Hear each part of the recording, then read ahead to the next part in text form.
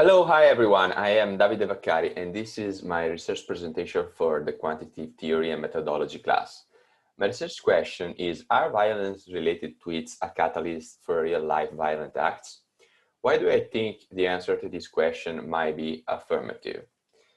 So environment affects behavior. For most people, a good part of their environment is social media. On these platforms, violence is overrepresented, so it's reported as if its occurrence was higher than in reality.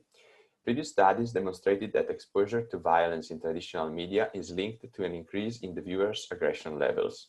I hypothesize that all the violence people are exposed to online might induce them to become more violent. My assumptions lay on two expected behavior theories: the general aggression model, GAM, and the normative theory. The GAM integrates several of the domain-specific theories used to explain aggression and collects all the previous studies' evidence. However, it explains how aggression emerges, it is carried out, and its decisive factors, but it doesn't explain why it happens. On the other hand, the normative theory makes an assumption on the logic of the behavior. It states that people tend to do what they perceive is the average of what their peers are doing. So if you tell people that a lot of their peers are violent, they are more likely to become violent themselves. Previous studies established that Twitter could be used as a predictor of crime. But which role does Twitter play? Is it active, inducing people to commit crime, or is it passive, just reporting how people feel? How do we demonstrate that are violent tweets that induce violence and not that Twitter is just a good thermometer of society? The reason why Twitter might be a good predictor of crime could be that often word precede actions. To assess whether Twitter induced violence or not, I propose a field experiment. The first part of the research aims at establishing a correlation between metropolitan statistical areas, MSA, violent crime rate, and tweets in the area. To do so, I used MSA's crime rate from the FBI data.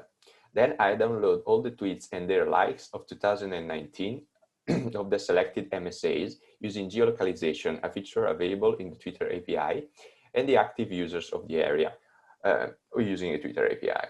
Using natural language processing techniques, I selected two groups of tweets, those reporting crime, those containing hate speech. After that, I created two datasets with the columns MSA, violent crime rate, which is reported for every 1,000 inhabitants, crime tweets over the total of tweets, and then another dataset, MSA, violent crime rate, hate speech tweets over the total of tweets, like the example in the table in the slides.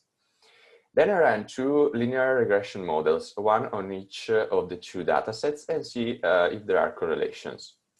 The second part of the research is the field experiment, that is establishing a partnership with an authority and agree to use their Twitter account with them. Alternatively, creating a Twitter account geotag for each of the MSAs of the study. The goal of the account is to report actual levels of crime. To do so, the account could comment on every tweet that contains crime reports through an automated process. Furthermore, the account should publish a statistic report of crimes in the MSA weekly or monthly. The goal is to make Twitter users aware of the actual level of violent crime in their whereabouts. An injunctive norm of some sort should be included. For example, when the weekly or monthly statistical report is published, the document could be green or containing a smile if the crime levels decreased from the previous week or the same week of the previous year. A red alert or a sad smile will do for the opposite event. For the experiment to work, the account should achieve an adequate level of following. The account should be followed by at least more than the average of the accounts posting about crime. After a year of the experiment, analyze the new violent crime report of the FBI. As crime in the MSAs involved diminished, what about in the other, not involved in the experiment MSAs? Possibly rerun part 1 and see if the correlation coefficients have changed. So, if after a year the crime levels for each or most of the MSAs involved in the study lower, this will be a starting point in supporting my hypothesis. Since violence crime rates have been diminishing steadily in the last 2 decades at the national average, if the experiment really played a role in reducing crime, I would like to see violent crime rates for the involved MSAs diminishing more than the crime rates of the other MSAs or the ones similar and comparable. Thank you.